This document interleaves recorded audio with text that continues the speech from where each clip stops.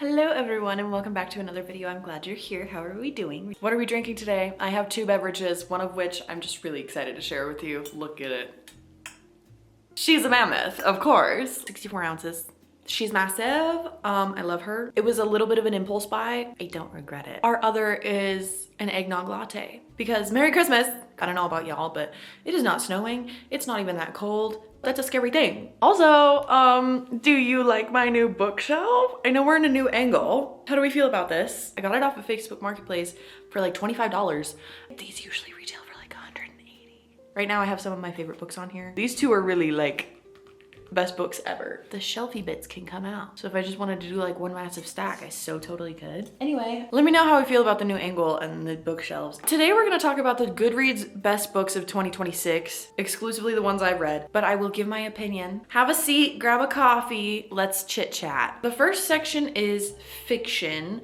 The winner was My Friends by Frederick Bachman. I have not read that. The only other book that's on the nominated list for fiction that I am familiar with is The Academy by Ellen Hilderbrand and her daughter Shelby Cunningham. I still have not read that. Next for historical fiction, the winner was Atmosphere by Taylor Jenkins Reid. This is on my list. I've heard it's pretty good. There is a book on this list, Isola by Allegra Goodman. A young woman and her lover are marooned on an island in this epic saga of love, faith, and defiance. That's been on my want to read shelf for quite some time now. Then we have mystery and thriller. The winner was Not Quite Dead Yet by Holly Jackson. My only familiarity with Holly Jackson is that she wrote A Good Girl's Guide to Murder, which I have the first book of sitting on my shelf here, but I haven't read. I've not read any of these, so we'll be skipping to Reader's Favorite Romance. This is where I get to have an opinion. Okay.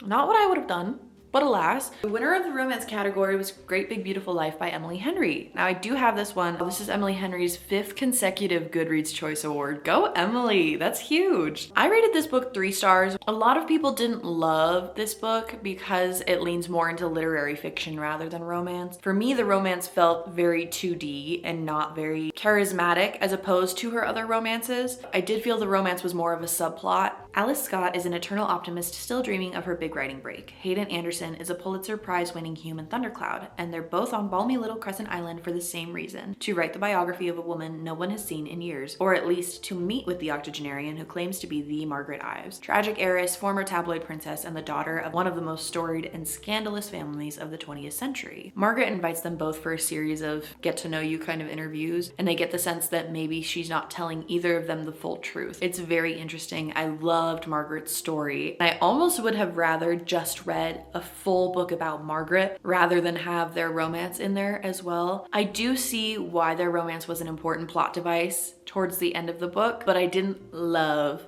the romance between them. There's a couple other books that I read on this list, of course, because I read a lot more romance. Fable tells me that romance was my most popularly read genre this year, with 41 books being romance, which is crazy. That does not feel real. My average rating is 3.3 as well.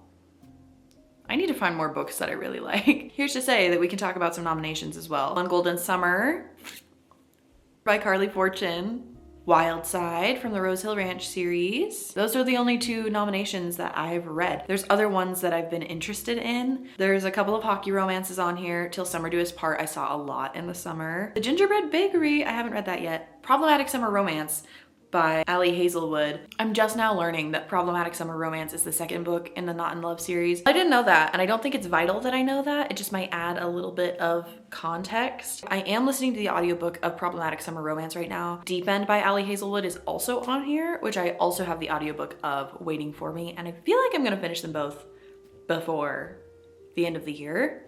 Of the nominations that I haven't read, One Golden Summer takes it. Easy, easy, easy, easy. Carly Fortune is so good at writing characters that feel so desperately, horrifically human. You just can't help yourself. It almost feels bad to relate to them as strongly as you do sometimes because you hate their flaws, but that's what it is to be human. I think she does an exceptional job. I read One Golden Summer backwards, which is to say that it's the 2nd book in Interconnected Standalone. The first book, Every Summer After, absolutely actually broke me. That was the first time I ever cried on camera. I have not posted that video yet. It was a reading sprint. I'll post it if you want it. You'll see me cry on camera. That book really hit me where it hurts, dude. This is terrible. That was hard. That was hard for me. There was a twist in One Golden Summer that I didn't see coming at all. And I figured that that was the big betrayal in Every Summer After, and it was. But there was another detail that I didn't know, and ew, it ruined me. I was crying. I was feeling really bad, but I liked it. The story of One Golden Summer was a bit better. I related to the characters a bit more, and it did lean on the romance more. I think One Golden Summer should have took it. I gave her 5 stars, so no question for me. New Carly Fortune next year, Our Perfect Storm. Really excited about that. We'll talk about the books I'm excited for in another video. We're not gonna get into that right now. We'll be here all day. We can't do that. We're moving on to reader's favorite romantasy. I immediately do not agree. Do y'all really like it that much? Onyx Storm was the winner for this category. Let's see if there are other nominations that I'm familiar with and have read. There's not. There's lots of these books that are on my TBR, but I haven't read them. Yikers. Onyx Storm took this title by a landslide. I think some people feel that they have to vote for a category, and then if they've only read the one book in the category, they have to vote for that. I don't play that way. If I didn't like it, I'm not voting for your book. Onyx Storm was possibly the biggest letdown after Fourth Wing and Iron Flame. I felt that those 2 books were sensational. I loved them both. I actually sobbed during Iron Flame. And Onyx Storm was just the longest goose chase for absolutely no payoff. Miss Rebecca Yarros, I love your writing. I'm really looking forward to the 4th book, but I swear if something does not come together and make every detail in Onyx Storm relevant, I'm gonna see it as a throwaway book. I don't want to say that, but like I don't understand how any of that information is relevant. I don't know why we had to hop from here to there to there to there to there just for the world to expand and gain nothing from it. I do not understand. I do not see the vision at this moment. I'm still hanging on, but I do not see the vision at this moment. I just needed to say that out loud. So although I haven't read any of the other romantasy candidates, I would not have voted for Onyx Storm as my favorite romantasy of this year. If I had to choose a favorite romantasy of this year based on my personal readings, I read the first 2 books of Fourth Wing this year as well. So I would have voted for those before that. But if I can count this as a romantasy, this would have been my favorite all year. There's vampires, there's like really messed up romance. I think I would categorize this more as fantasy, but it's way better in my opinion than Onyx Storm was. Fantasy winner, Bury Our Bones in the Midnight Soil by V.E. Schwab. I've heard that this is also a vampire book, sweeping sapphic vampire epic that moves from 16th century Spain to 1827 London to contemporary Boston. Elements of horror, historical fiction, and gender politics. That sounds really interesting to me. I would want to read that. It's been on my list. I just haven't gotten to it. Other books on this list, Catabasis, of course, Wind and Truth from the Stormlight Archives. Again, haven't read it. Not ready for that commitment. Alchemy of Secrets. I got that for my sister for her birthday. The Strength of the Few, which is the sequel to The Will of the Many. Sounds interesting.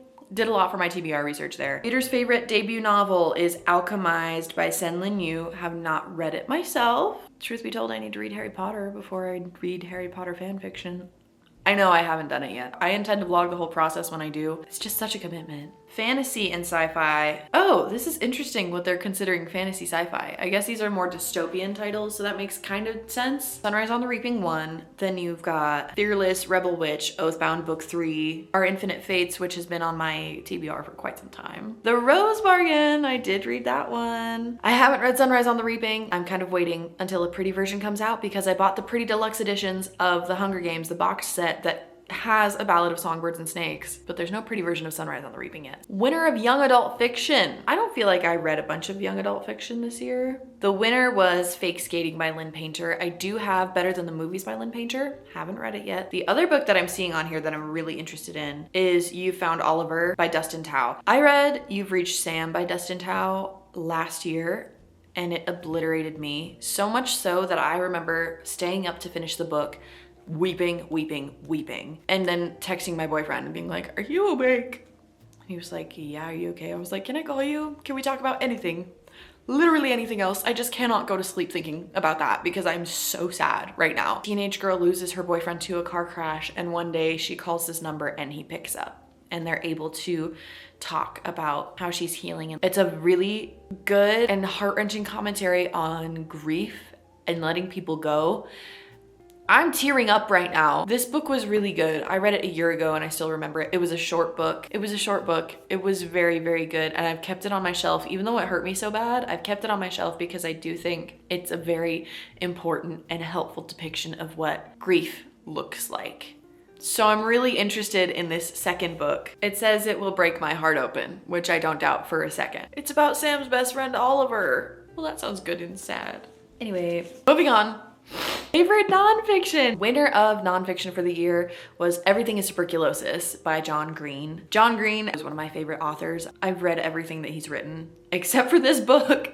I've been told that it's very, very good. John Green has done a lot of activism advocating for tuberculosis care. It is the deadliest infection and it's curable, and it infuriates him that we're not doing more on it. This will be on my want to read list for sure. There's a lot of nonfiction that I want to read. I really enjoy reading nonfiction, but I did not read a lot of nonfiction this year. Definitely a lot of books that I'm interested in reading that I have not gotten to yet. It seems that I do not agree with the Goodreads Choice Awards. What are you gonna do, huh? I find that happens quite often for me. I just don't agree with the general public's ratings of some books. Y'all have seen it. There are some books that I've read this year that were just plain awful that you guys told me would be good.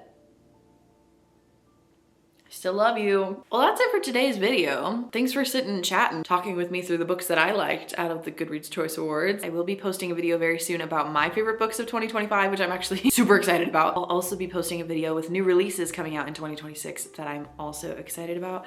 I'm so excited to chat with you guys. I'm excited for this new era. 2026 is gonna be so good. I cannot wait. It's all gonna happen. We were laying the groundwork this year and now we get to reap the fruits of our labor. It's gonna be so good and we're gonna have such a great time. Well, I love you guys. I can't wait to catch up with you guys. Make sure to comment, subscribe, and I will see you in the next video. Okay, bye.